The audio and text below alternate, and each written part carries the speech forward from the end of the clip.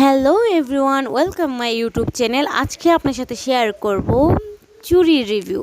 আর আমি কিন্তু চুড়ি খুব পছন্দ করি, আর বিশেষ করে আমার নিজের জন্য চুড়ি রিগ্রেট করতে খুব পছন্দ করি। আর এই যে দেখতেছেন আমি সুতা এবং চুড়ির মূলগুলো নিয়ে নিয়েছি। আর একটা কথা কি জানেন, এই যে দেখতেছেন নীল, এটা কিন্তু নীল না, এটাকে পেস্ট বলে।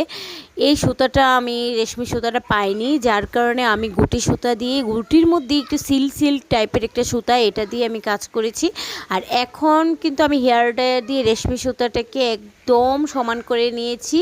তারপর আমি রেশমি সুতাগুলা আমি চুড়িতে পিছিয়ে, এখন দেখেন কতটা সুন্দর হয়েছে ফাইনাল লুকটা। মানে আমি চোখে বিশ্বাস করতে পারিনি এতটা সুন্দর হবে।